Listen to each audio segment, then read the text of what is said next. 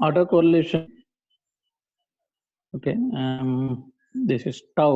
Tau means was delay. If tau is equal to 0, that is the origin for autocorrelation function. So the autocorrelation at origin tau 0 putting in over the E of x square. E of x square na power of the signal, common signal AC plus DC. But DC இல்லனால என்ன ஆயிடும், அந்த power வந்து 0 ஆயிடுது. அத பத்தி நம்ம worry பண்ண தேவையில்லை, ஆட்டோமேட்டிக்கா ஒர்க் ஆகும். பட் கம்யூனிகேஷன்ல மோஸ்ட் ஆஃப் தி டைம் நம்ம worry பண்ண தேவையில்லை. ஸோ ஏன்னா ஏசி சிக்னல் தான் இருக்கும், அதனால நம்ம வந்து E of x square போட்டாலும் ஓகே, இல்லைனா வேரியன்ஸ் ஆஃப் எக்ஸ் கூட இதை போடலாம். Okay, so tau is equal to 0. That means what, auto correlation. அப்போ E of x square என்னது, பவர் ஆஃப் த சிக்னல். இப்போதான் பார்த்தோம் ஜஸ்ட் ஒரு 10 minutes முன்னாடி, பவர் ஆஃப் த சிக்னல். அப்போ auto correlation at origin gives the power of the signal.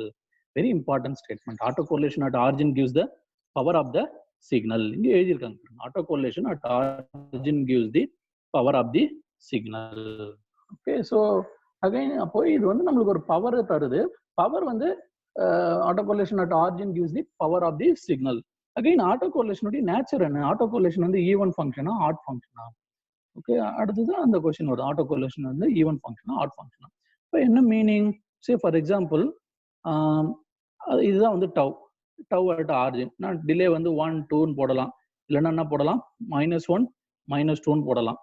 Okay, again suppose எப்படி இந்த function இருக்கு ஆட்டோகோரிலேஷன், நம்ம என்ன சொல்றோம், at t is equal to 0 more correlation இருக்குன்றோம். more correlation, again correlation decreases, so something இது போல வர சான்ஸ் இருக்கு ஆட்டோகோரிலேஷன். அப்போ இது என்ன ஃபங்க்ஷன், ஈவன் ஃபங்க்ஷன். அதாவது என்ன சொல்ல வராங்க, நீங்க பாசிட்டிவ் டிலே அப்ளை பண்ணாலும் ஒண்ணுதான், நெகட்டிவ் டிலே அப்ளை பண்ணாலும் ஒண்ணுதான். ஸோ என்ன சொல்றாங்க, ஆட்டோகோரிலேஷன் கண்டுபிடிக்கும் பொழுது நீங்க அதையும் நீங்க போட்டு பாருங்க. பாசிட்டிவ் டிலே அப்ளை பண்ணாலும் உங்களுக்கு அதே ஆன்சர் தான் வரும், நெகட்டிவ் டிலே அப்ளை பண்ணாலும் உங்களுக்கு அதே ஆன்சர் தான் வரும். அதுக்கு நான் ஸ்டார்டிங்லேயே சொன்னேன், x of t minus tau தான் போடணும்னு அவசியம் கிடையாது, t plus tauவும் போடலாம். இதுக்கு ரீசன் வந்து என்னது, auto correlation function is even function of time. நல்லா ஞாபகம் வச்சுங்க, எக்ஸாம்ல கேட்பாங்க properties of auto correlation function. Auto correlation function is the even function of time, even function of time. Okay,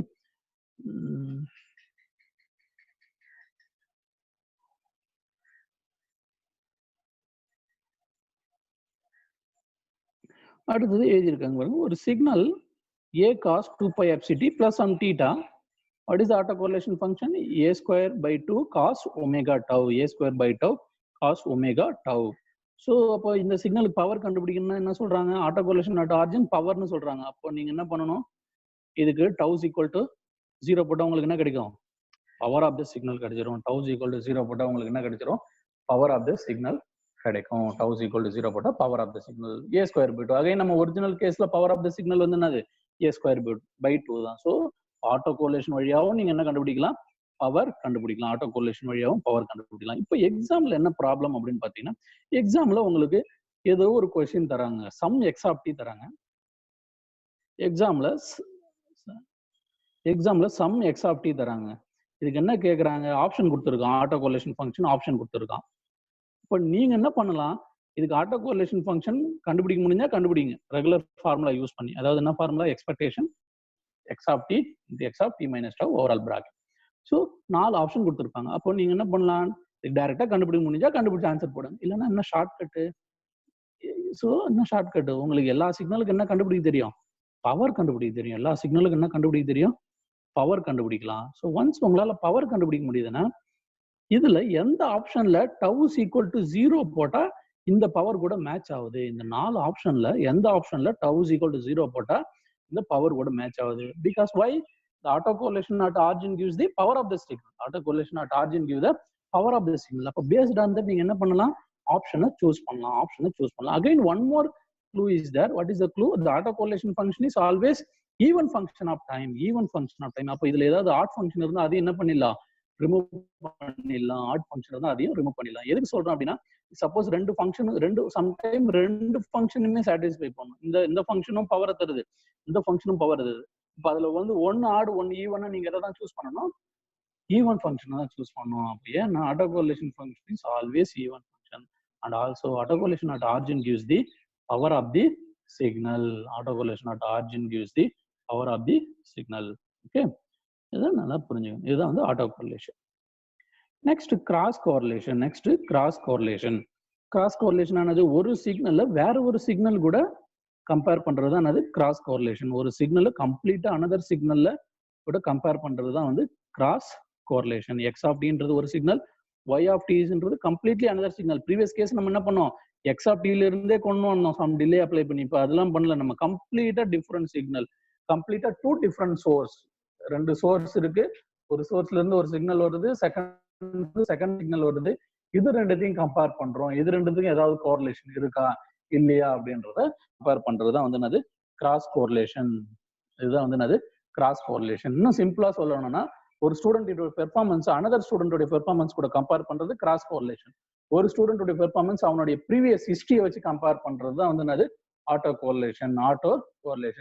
ஏன்னா 10th ஸ்டாண்டர்ட் 12th ஸ்டாண்டர்ட்லாம் நல்லா படிச்சிருப்போம். அப்போ என்னது அகைன் பிஇ வரும்போதெல்லாம் நான் நல்லா படிக்காம போவோம். ஸோ ஒருத்தனுடைய ஸ்டாண்டர்ட் அவங்க கூட கம்பேர் பண்றது வந்து with different time, with different delay, அது வந்து என்னது ஆட்டோ கோரிலேஷன். கம்ப்ளீட்டா அனதர் ஸ்டூடெண்ட் கூட கம்பேர் பண்றது அது வந்து என்னது கிராஸ் கோரிலேஷன். கம்ப்ளீட்டா அனதர் ஸ்டூடெண்ட் கம்பேர் பண்றது அது வந்து cross correlation. So again I will give you one simple question quiz. What is the function here?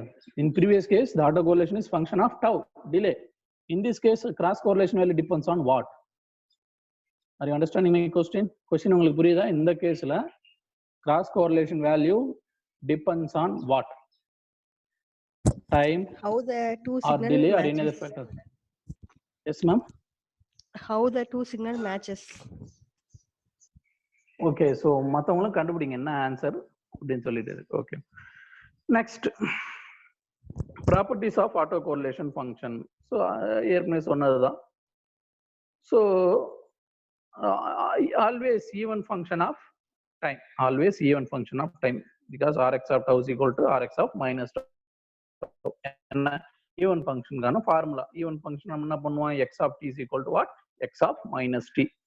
That means the reversal with respect to y-axis is same. If you reverse the image with respect to y-axis, still the diagram remains same. That is the meaning for even function of time. Okay.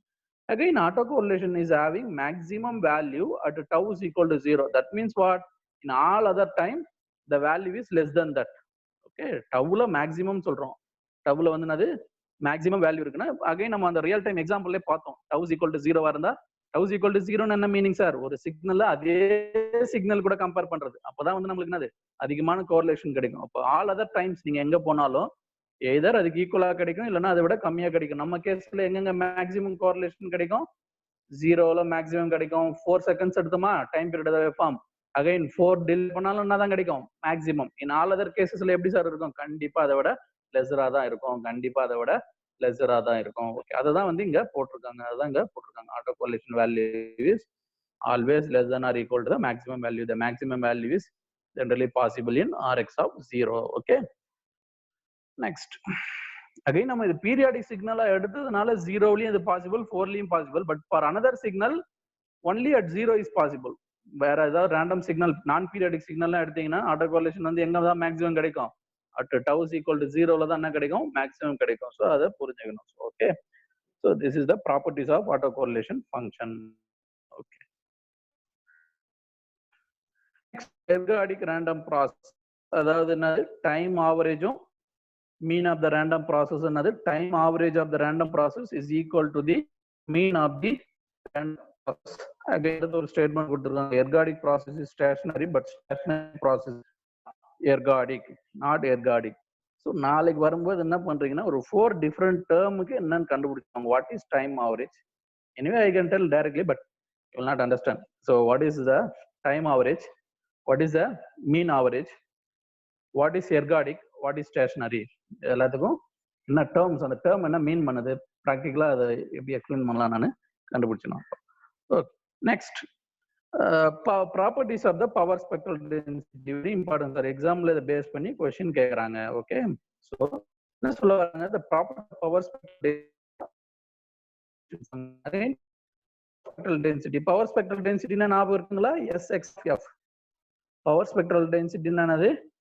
SX(f). இதுதான் வந்து power spectral density. Okay, so என்ன அப்படி பாத்தீங்கன்னா autocorrelation ஃபங்க்ஷன்ன்றது என்ன domain sir? Time domain. Auto correlation function வந்து என்ன domain? Time domain. Sx of tau, Sx of f ன்றது என்ன டொமைன்?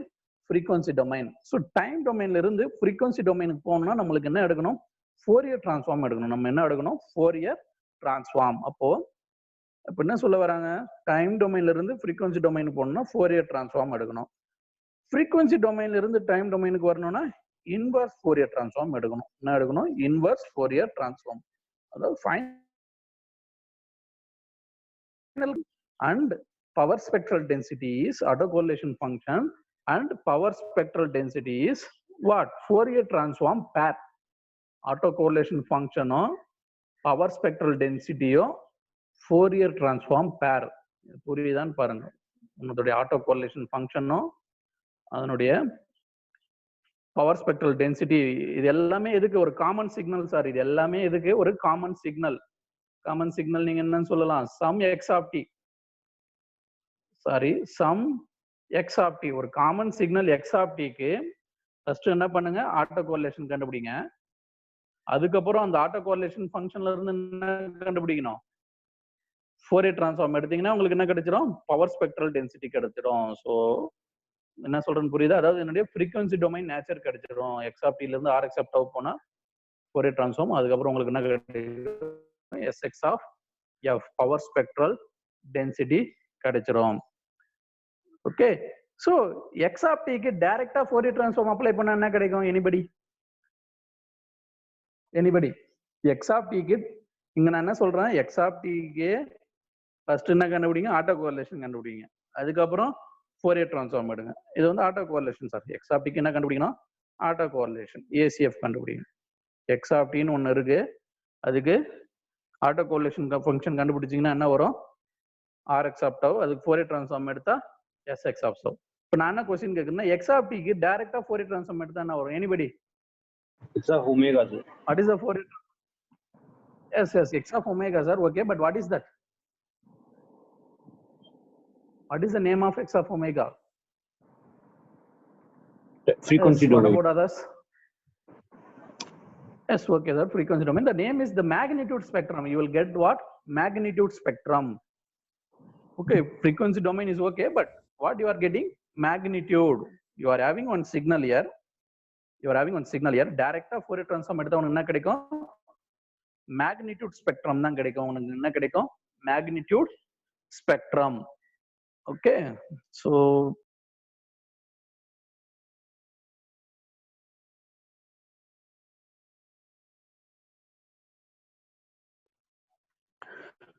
உங்களுக்கு மேக்னிடியூட் ஸ்பெக்ட்ரம் டிஃபரன்ஸ் புரியுதா சார்? நம்மளுக்கு இங்க வந்திருக்கிறது வந்து என்னது? Power spectrum. Power spectrum density. But இதை நீங்க டைரக்டா பண்ணா என்ன கிடைக்கும்? மேக்னிடியூட் ஸ்பெக்ட்ரம் தான் கிடைக்கும். நான் பவர் கால்குலேட் பண்ணா நம்மளுக்கு பவர் ஸ்பெக்ட்ரம் தேவை. அகைன் நம்ம ஜஸ்ட் லைக் தட் சொல்லலாம், ஸ்கொயர் பண்ணா அதெல்லாம் வந்துடும் அப்படின்னு சொல்லிட்டு. ஸோ அதுக்கும் சம் ரிலேஷன்ஸ் இருக்கு. அதெல்லாம் வந்து நம்ம இப்போ பார்க்க போறோம். ஓகே. இப்போதைக்கு உங்களுக்கு புரிய வேண்டியது என்னது? எக்ஸ் ஆஃப் டிக்கு ஆட்டோ கோரிலேஷன் எடுத்து ஆர்எக்ஸ் ஆஃப் டவ். அதுக்கு ஃபோரியர் டிரான்ஸ்ஃபார்ம் எடுத்தா என்ன வரும்? S X of F. That X of F. That means what? Auto correlation function and power spectral density are Fourier transform pair. Okay. Again நீங்க பாருங்க, இது வந்து என்னது? Auto correlation function Fourier transform. Fourier டிரான்ஸ்ஃபார்ம்ல உங்களுக்கு தெரியும் e power minus J omega டீன்னு வரும். டி இருந்தா டி வரும். பட் இங்க நம்மளுக்கு என்ன இருக்கு? டவ் இருக்கு. அதனால என்ன வரும்? டவ் வரும். அதுபோல டிடி வந்திருக்கணும். பட் ஆனா இங்க என்ன வரும்? டி டவ் வரும். ஏன்னா டைமிங் பதில நம்ம எல்லாம் யூஸ் பண்ற வேரியபிள் வந்து என்னது? டவ். டிலே யூஸ் பண்றோம். அதனால வந்து டவ். அடுத்தது என்ன பண்றாங்க பாருங்க சார். அடுத்தது இதுல டவ் ஈக்குவல் டு 0 போடுவேன்றாங்க. Tau equal to 0. Tau equal to 0 போட்டா என்ன வரும்? Again so sorry, not tau is equal to 0. I think this is s equal to 0. Sorry.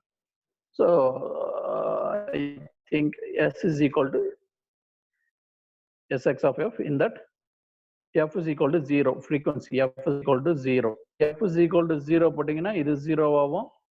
இது என்ன வரும்? rx of tau d tau. So sx of 0 is equal to what? Integration of rx of tau d tau. Integration of sx of 0. sx of 0 என்னது? 0 frequencyல எவ்வளவு spectrum இருக்கு? sx of 0 என்னது? 0 frequencyல power ஸ்பெக்ட்ரம்ல என்னது? Different frequencyல எவ்வளவு value இருக்கு. But f is equal to என்ன போடுறீங்க? 0. ஓ இது என்ன தரும்? இன்டைரக்டா உங்களுக்கு DC காம்போனன்ட் தரும். Integration rx of tau d tau உங்களுக்கு என்ன தரும்? DC காம்போனன்ட் தரும். ஒரு ஆட்டோ கோரிலேஷன் ஃபங்க்ஷனை இப்போ இன்டகிரேட் பண்ணீங்கன்னா அது உங்களுக்கு என்ன தருது? DC காம்போனன்ட் தரும். ஆட்டோ கோரிலேஷன் ஃபங்க்ஷனை இன்டகிரேட் பண்ணீங்கன்னா DC component. Okay. So again you prove that நம்ம வந்து ஒரு ஆட்டோ கோரிலேஷன் ஃபங்க்ஷன் எடுத்தோம்னா அது a cos omega t, அதுக்கு ஆட்டோ கோரிலேஷன் கண்டுபிடிச்சா என்ன வந்தது a square by 2 a square a square by 2 cos omega tau. You prove that if you find out the integration of this value, integration of a square by 2 cos omega tau is equal to 0. Yeah, but when this is true, when f is equal to 0, when frequency f is equal to 0, the value sx of 0 is equal to 0. You prove that. Okay, so now என்ன சொல்றேன்னு புரியுதா உங்களுக்கு? ஏன்னா என்ன சொல்றாங்க, auto sx of 0 எப்படி கண்டுபிடிக்கலாம், integration of rx of tau. Anyway உங்களுக்கு ஒரு rx of tau தெரியும் ஆல்ரெடி, அப்ப அதுக்கு ப்ரூவ் பண்ணி காட்டுங்க. பட் இது எப்போ true, when f is equal to 0. தேவையான இடத்துல f is equal to 0 என்ன பண்ணீங்க, சப்ஸ்டிட் பண்ணுங்க. சப்ஸ்டிட் பண்ணி ப்ரூவ் 0 வருதா இல்லையான்னு சொல்லிட்டு. Okay, next reverse.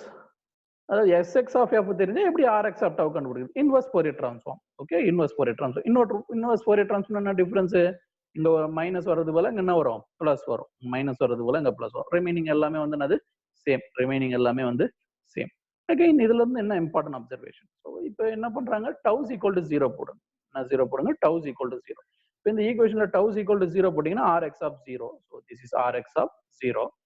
அகைன் நீங்க டவு போட்டீங்கன்னா என்ன கிடைக்கும், integration sx of f df. Okay, so already நம்ம என்ன ப்ரூவ் பண்ணியிருக்கோம், auto correlation at origin give the power of the signal. Auto correlation at origin gives the power of the signal. That means what? This also should give the power of the signal. This also should give the power of the signal. இதை நான் உங்களுக்கு ஏற்கனவே explain பண்ணியிருக்கேன். Integration of power spectral density. Integration of power spectral density is equal to what? Power. Integration of power spectral density is equal to what? Power. எப்போ? ஏன்னா நம்மளுக்கு distribution nature தெரியாது. Constant power spectral டென்சிட்டியா இருந்தா power கூட bandwidth அப்படியே multiply பண்ணிக்கலாம். But distribution nature தெரியாத போது என்ன யூஸ் பண்ணணும், integration of power spectral density is what? Power. So final என்ன இம்பார்ட்டன்ட் ஃபார்முலா, ஃபைனலா what is the conclusion? Auto correlation at origin gives the power of the signal. Again integration of power spectral density also power of the signal. So எல்லாமே வந்து அது inter related. Again டைரக்டா கூட நீங்க power கண்டுபிடிக்கலாம். Regular formula is there to calculate the power of the signal. எனவே அதெல்லாம் வந்து சிக்னல் சிஸ்டத்துல வரும். ஸோ இப்போ பவரை வந்து எப்படி டிஃப்ரெண்ட், நம்ம இப்போ புதுசா என்ன பண்ணிருக்கோம், ஆட்டோ கோரிலேஷன் ஃபங்க்ஷன்ன்றது ஒன்று இன்ட்ரோடியூஸ் பண்ணியிருக்கோம்.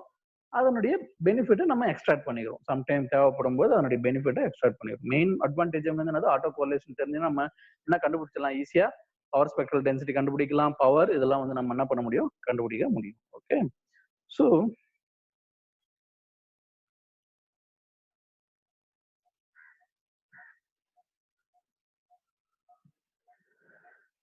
again one more important thing is given, that power spectral density is always function. Power density is always even function. Generally power spectral density nature is always even function.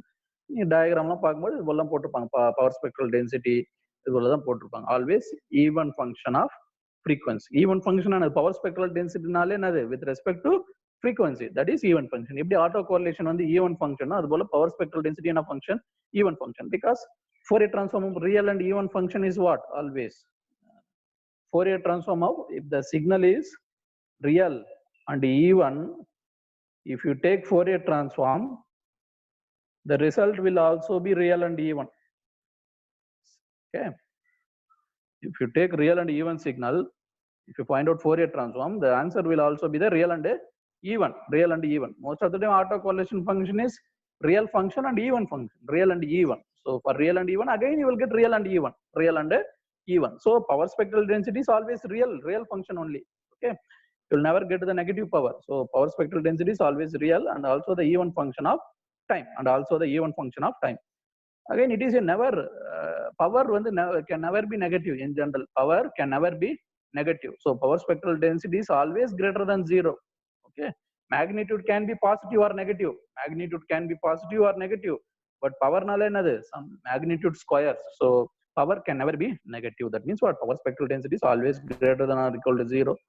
again Sx of f is greater than or equal to 0. Okay, so this is some basics regarding autocorrelation function, how it is related with the power spectral density. Next, transmission of the random process through a linear filter. Linear filter na system transfer function. This is a system. Okay, system. அதுக்கான transfer function வந்து என்னது h of t.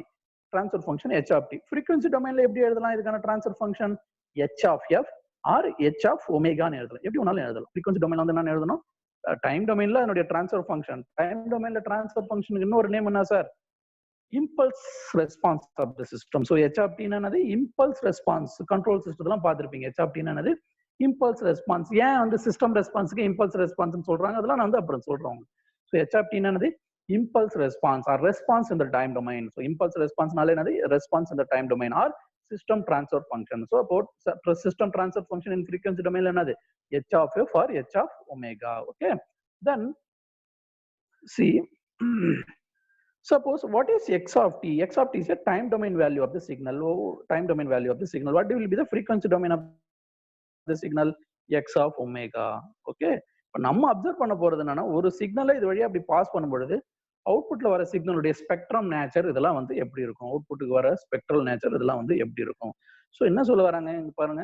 So anyway this is okay. y of t is equal to convolution of x of t and convolution x of t and h of t. இது ரெண்டு convolution பண்ணாதான் உங்களுக்கு y of t கிடைக்கும். But frequency டொமைனுக்கு வந்துட்டா என்ன பண்றோம்? Convolution theorem apply பண்றோம். சம்திங் கன்வல்யூஷன் இருந்தா ஃப்ரீக்வன்சி டொமைன்ல வந்து என்னது?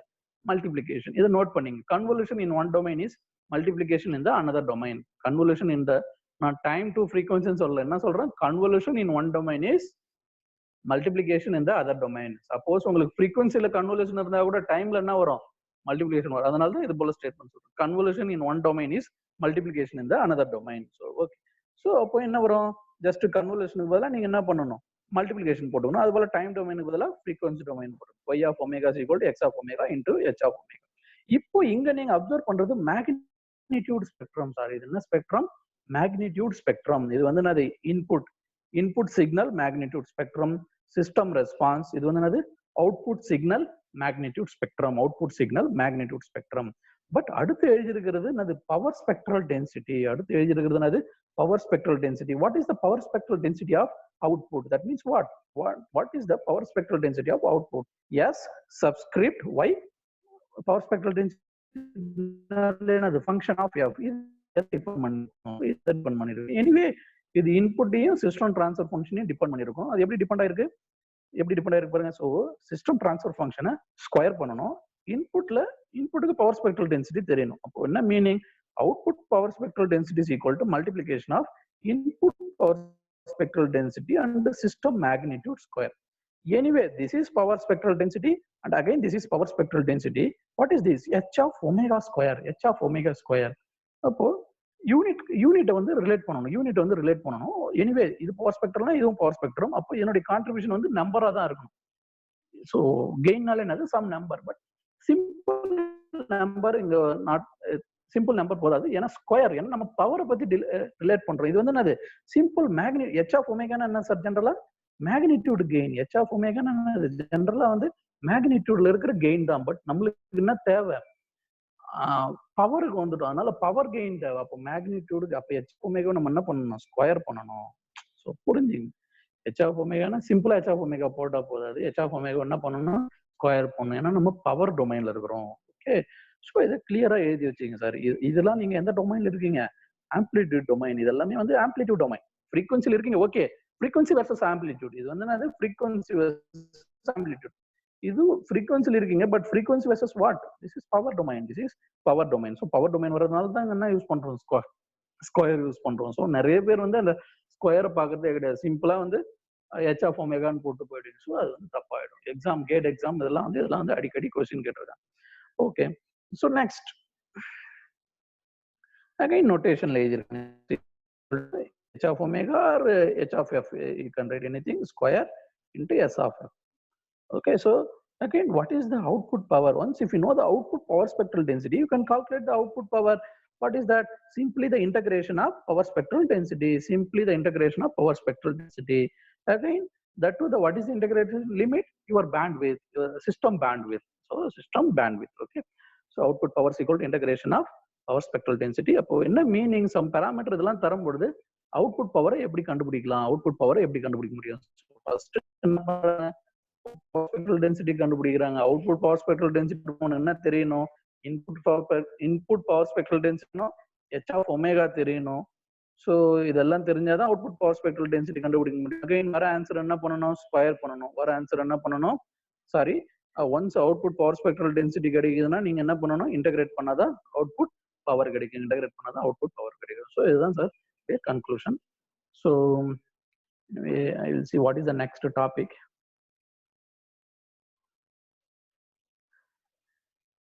Again, frequency division multiplexing, time division multiplexing, TDM, FDM, and digital modulation. Okay.